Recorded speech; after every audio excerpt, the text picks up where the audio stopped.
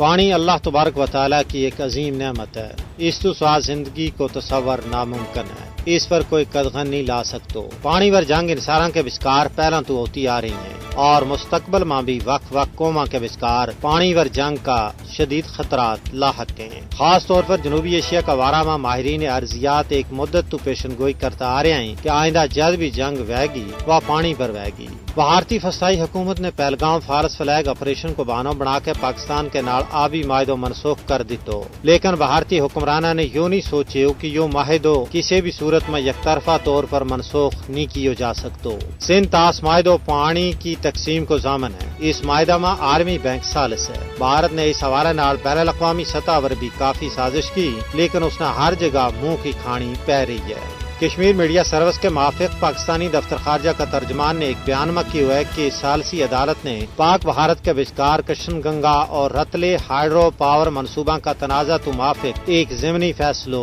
جاری کر چھوڑے ہوئے ہے، جس میں عدالت نے یہ قرار دیتا ہے کہ وہ عمومی بااختیار ہے اور اس کی ذمہ داری ہے کہ وہ ان کارروائیاں نہ بر وقت مؤثر اور منصفانہ انداز میں آگے بتاوا ہے۔ انہوں نے کہا کہ یہ فیصلہ بھارت کی طرفوں سندھ طاس معاہدہ نہ یک طرفہ اور غیر قانونی طور پر معطل کرنے کا اعلان کا تناظر میں جاری کیا گیا ہے۔ ہم اس فیصلہ کو خیر مقدم کریں اور یہ پاکستان کا موقف کی تائید ہے کہ سندھ طاس معاہدہ بدستور نافذ العمل ہے اور بھارت نے اس معاہدہ کا حوالہ نال کسی بھی قسم کو یک طرفہ قدم چان کو کوئی حق حاصل نہیں ہے۔